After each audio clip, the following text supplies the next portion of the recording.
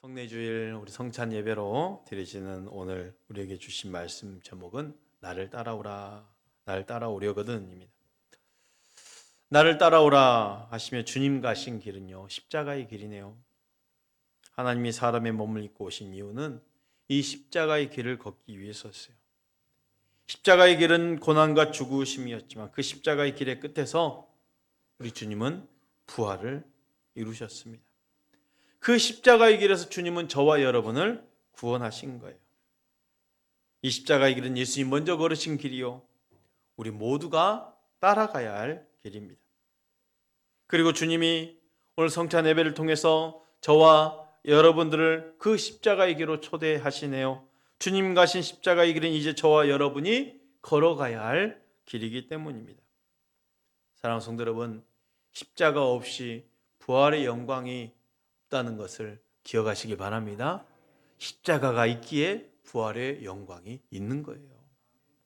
십자가는 예수님을 따른 자에 있어서 절대 원칙이네요. 마태복음 16장 24절 말씀을 우리 함께 봉독해 볼까요? 시작. 이에 예수께서 제자들에게 이르시되 누구든지 나를 따라오려거든 자기를 부인하고 자기 십자가를 지고 나를 따를 것이니라. 마태복음 10장 38절 말씀도 함께 봉독해 봅시다. 시작. 또 자기 십자가를 지고 나를 따르지 않는 자도 내게 합당하지 아니하니라. 예수님 우리를 십자가 앞에 세우시고 또 십자가를 지고 따라오라 하신 이유가 무엇입니까?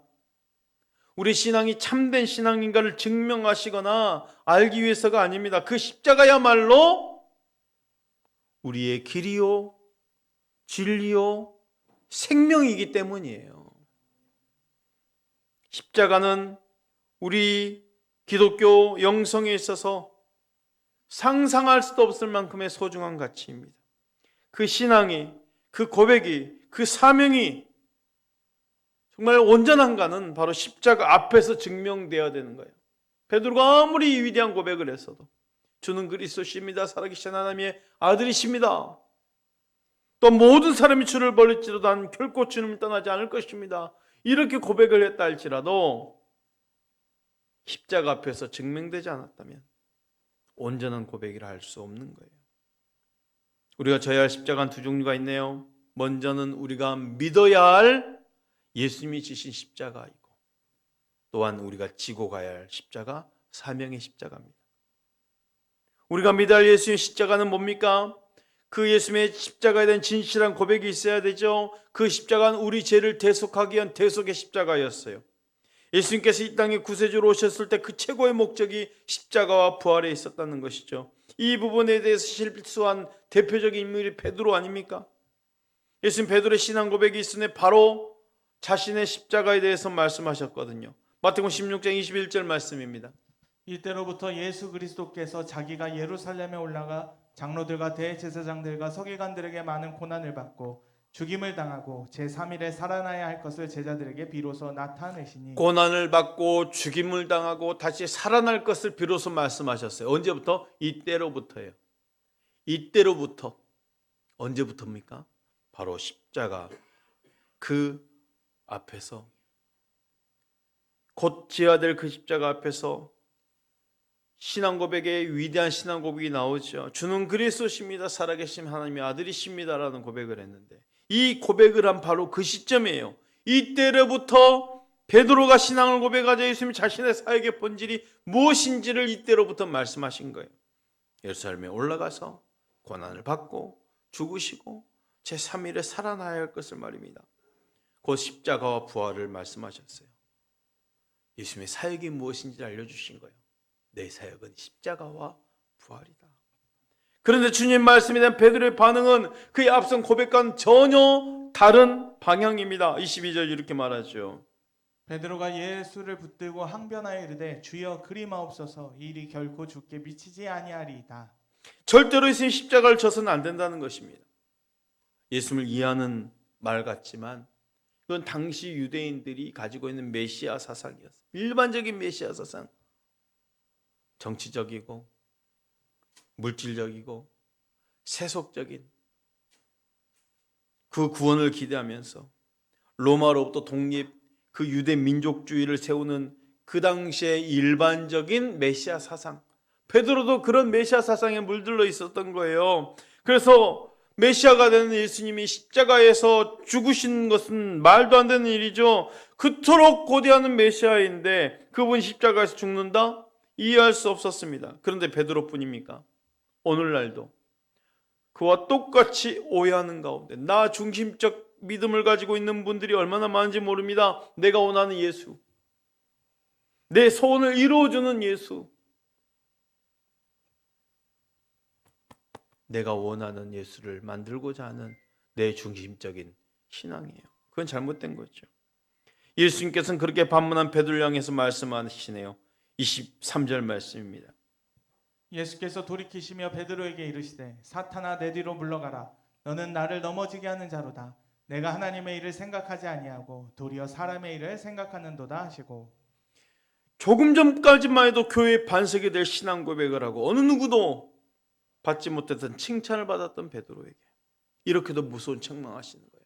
사탄아 내 뒤로 물러가라. 이것은 베드로를 책망하는 것보다 베드로의 마음에 그리고 입을 도구로 사용하고 있는 사단을 향한 책망이었어요.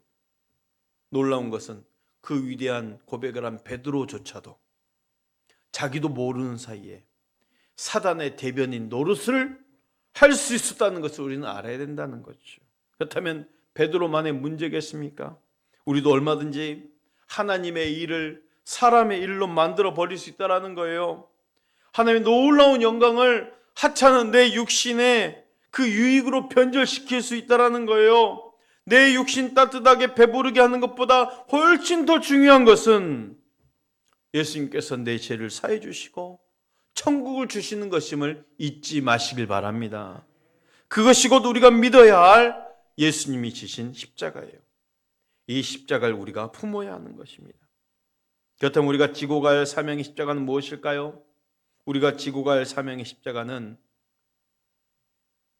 성도의 각자에게 주어진 자기 십자가예요.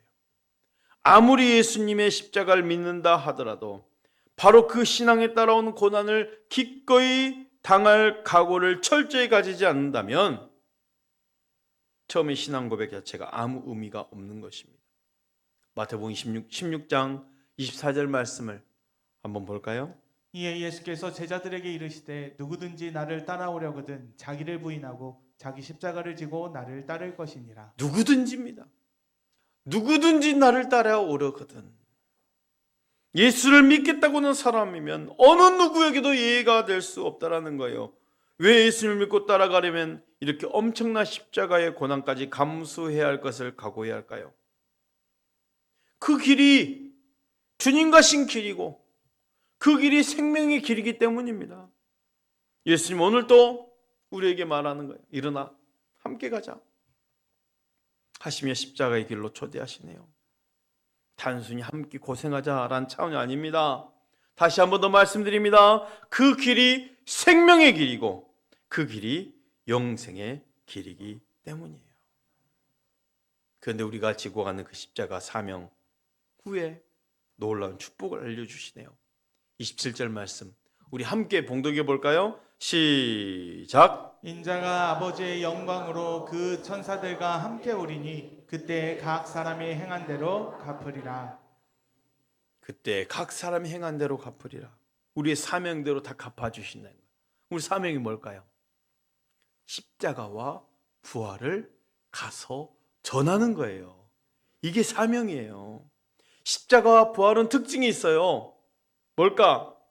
십자가의 의미를 깨달은 사람이 전하는 거예요. 부활의 영광을 참여한 사람이 전하는 거예요. 남이 보지 못한 것을 본 사람으로서 보지 못한 사람에게 전하는 거예요. 먼저 생명을 얻은 사람으로서 그 생명을 얻어야 할 사람에게 전하는 거예요. 그렇게 전하고 해서 오늘 우리에게까지 전해준 것 아니겠습니까? 그렇다면 우리도 전하는 거예요.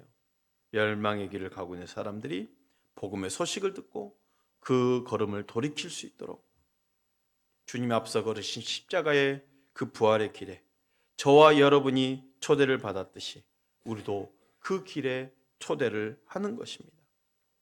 여러분 주변에 어떤 사람들이 있습니까? 이 땅에 십자가 부활을 외면해도 될 사람은 아무도 없습니다. 오늘 성례주일로 이제 성찬에 참여할 것입니다. 이제 성도님들에게 부탁을 드립니다.